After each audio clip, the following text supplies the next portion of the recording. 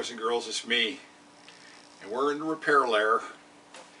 And due to the nice responses I was getting over the RV RC Rare and Valley Radio Club Hamfest video, and my find, this is a 1954 Zenith Trans-Oceanic radio I got for a super good price. And you know what? I did say last year, back in 2017, that we would do one of these, and we do just like we did the low budget H500 resto. Well, we're going to carry that over now and do the 600 series radio, this one, the L600 low budget resto. So before I get started, what I want to do is I want to take the camera and show you, if you want to buy one of these for yourself, because we're right in the middle of all these swap meets and ham fests and everything else, so you decide you want one of these things. Let me show you what to look for.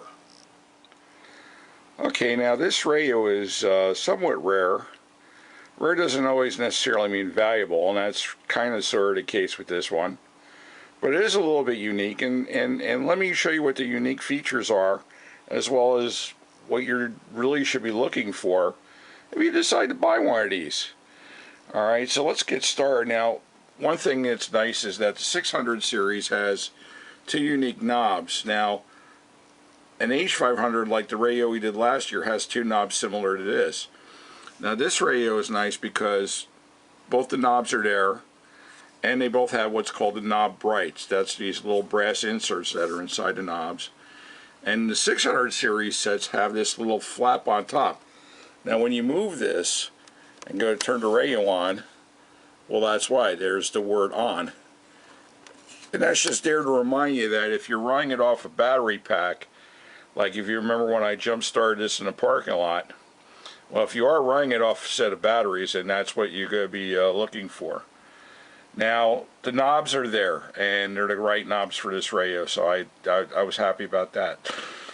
The other thing, the next biggest thing I look for is just the front bezel itself. Now, albeit you can see how much dirt is on the front of this thing, and I'm hoping I can probably polish that off, but I'm not, you know, we'll see what happens, because I didn't pay really a lot of money for this radio. But well, hopefully we'll be able to get that off, because this radio here, one of the unique things about this radio is this is literally an early run 600 series Zenith radio. There's two unique features to this that make it an early run 600.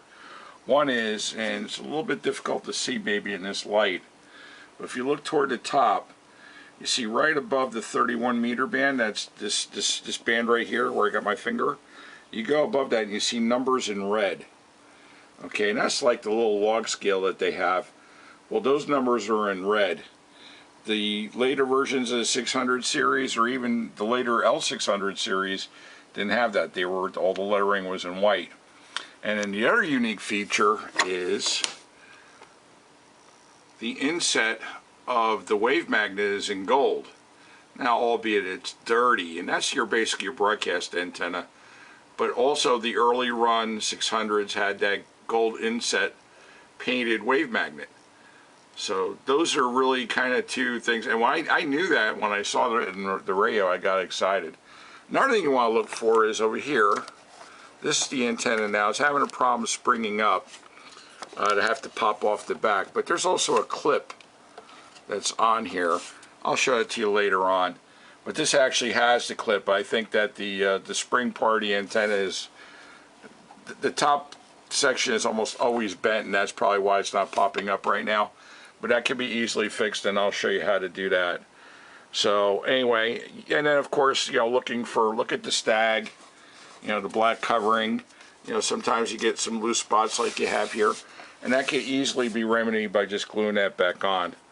So let's look at the back. Okay, let's open up the back.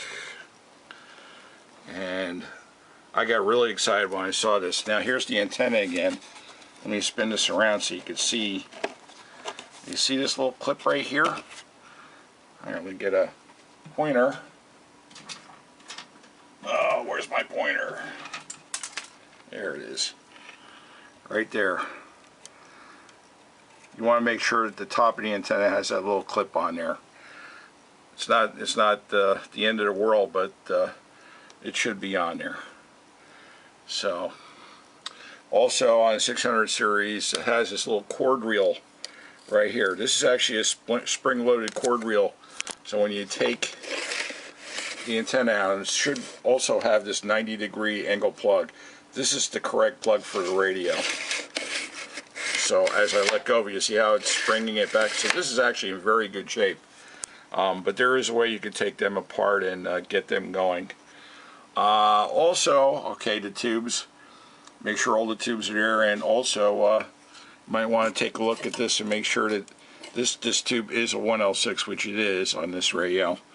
Also, the 600 series radios had, it's a little bit hard to see. I don't know if it's actually there or not, but if you undid these two screws and took out the cord reel, you could actually access, there's a 50A1 ballast tube behind this reel, and hopefully it's there. I can't, they're almost impossible to see it, but we'll take a look at that.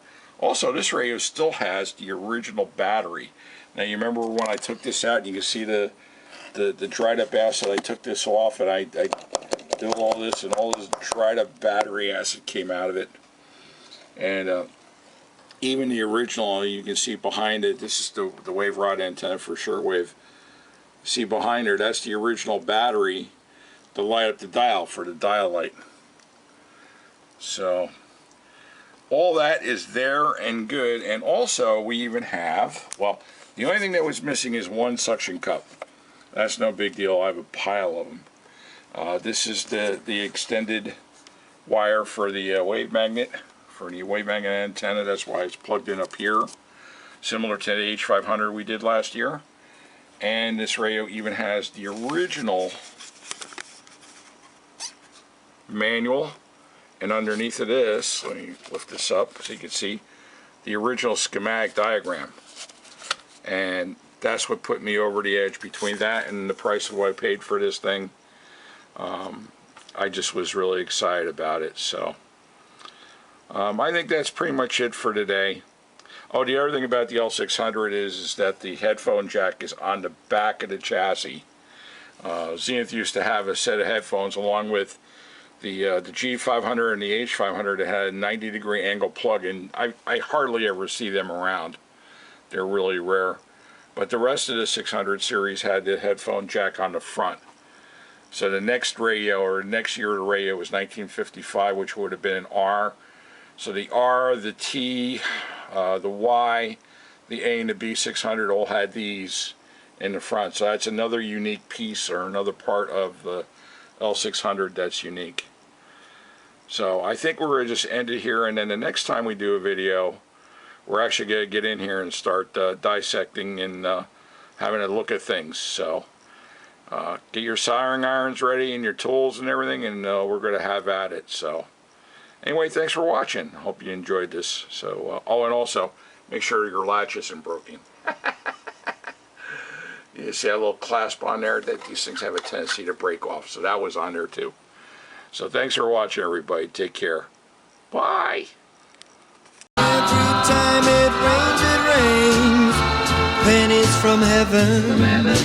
Don't you know each cloud contains pennies from heaven?